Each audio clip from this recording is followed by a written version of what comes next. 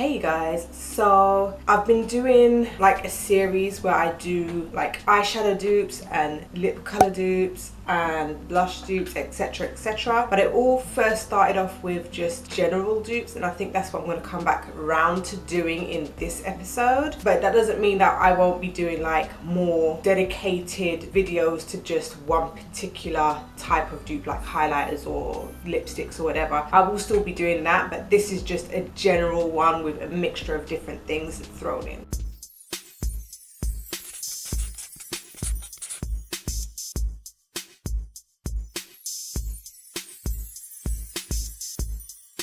Okay, so first is marula oil. First we've got the ordinary marula oil, which is $9.90 versus the Drunken Elephant luxury marula facial oil, which is $72. Oh my gosh, I have heard people complain about, you know, Drunk Elephant being so expensive, and I have tried a couple of items from the Ordinary. I've tried their primer and I've also tried one of their foundations, and they are just so gorgeous but so affordable. So I feel like if you really wanted to try marula oil, get it from the Ordinary. I don't know what the properties are of marula oil, so I don't want to sit here and try and make out like, well, marula oil does this and that. I don't know, so I ain't gonna pretend like I know, okay? But if you know what it is and you've been looking for some marula oil, get it from the Ordinary. Oh, a dupe that I do know about, which is the Too Faced Better Than Sex mascara versus the L'Oreal Lash Paradise. I do have both of these, and I believe that I made a video on these, and they are, in my opinion, a dupe. They both have the hourglass brush head, and I feel like they are both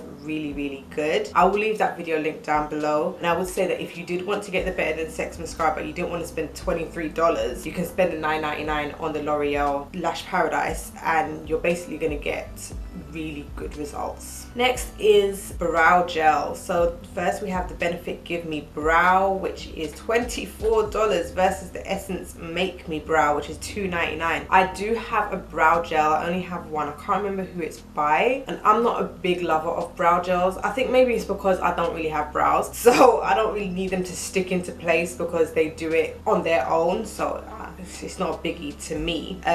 But if you were in for some brow gel, check out Essence. I've heard nothing but good things about Essence. I haven't tried them myself, but I've heard really good things about Essence. Next we have the NYX Intuition versus the Benefit California. Now, is this supposed to be a blush, or is it supposed to be like a shimmery blush? Because it looks like shimmery blush. I think it kind of is, especially the NYX one. So the Benefit one to me is a little bit more on the matte side. The shades look very similar, but the finishes don't. So I can't personally say that these are a dupe. And I would have expected the Benefit one to be more shimmery, because I know that that sun print on the top is like an overspray, so you're probably going to get a little bit of shimmer at first, and then after that it's probably going to be matte underneath. Who knows? Ooh, I like this, the Wet n Wild Mellow Wine, which is $2.99 versus the Benefit Rockateur, which is $29. I think that these two are definitely a dupe, and I just love the color. That color is so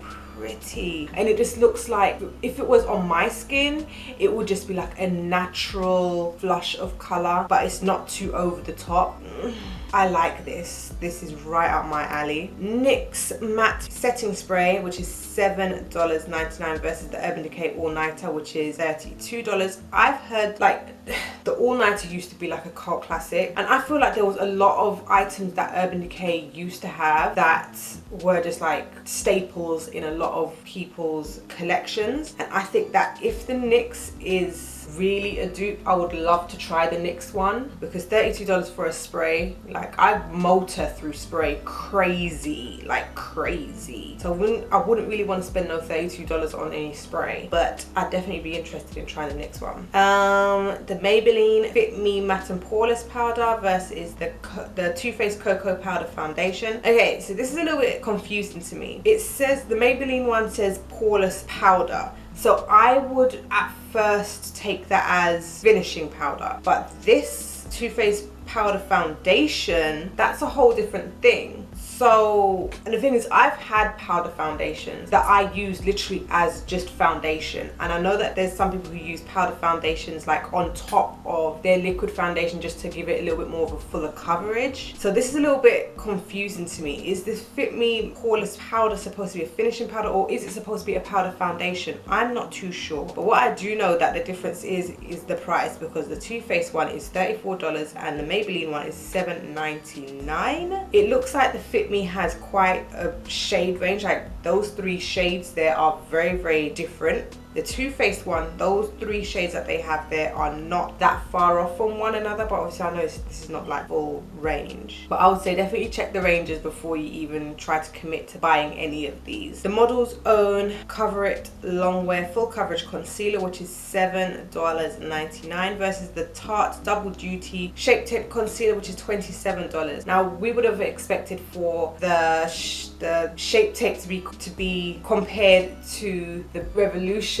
Define and Conceal concealer, because that has literally been compared to death. So quite frankly, I would like to compare the Model's Own to the Revolution to see if those two are the same, and if they are the same, then it's probably fair to say that they're comparable to the Tarte, because both of them are being compared to the Tarte. I'm gonna see if I can get my hands on that. Okay, the Essence Lash Princess Mascara, which is $4.99 versus the Tarte Lights Camera Lashes, which is $23. I've always loved the packaging of the Tarte one, I've got to say, but I think that that's all that it has going for it in regards to me ever wanting to purchase it. So for me, I wouldn't really want to, like, there's nothing else that's making me really want to buy it, but I will say that the wands do look very, very similar. Okay, and the we're gonna finish off here. The Maybelline The Glow Down versus the Chanel Ivory Gold, which is $58. The Maybelline is $3.99. Whew. And the Maybelline from the swatch looks like it's a little bit more of a blinding highlight. And I know not everybody goes for blinding highlights. Like on a day-to-day basis, I don't really go for a blinding highlight because I've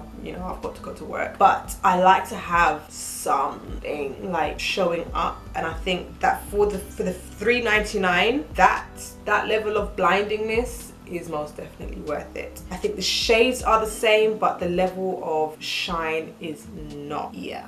So those are all of the dupes that I have for today. Are any of these dupes, like, are you eyeing any of those? I'm definitely looking at the Maybelline one, the one that we just looked at, the Glow Down. I'm definitely looking at that at the moment, and I'm thinking about that Model's Own concealer, because I want to compare it to the Revolution concealer to see if those two are in any way, shape or form the same.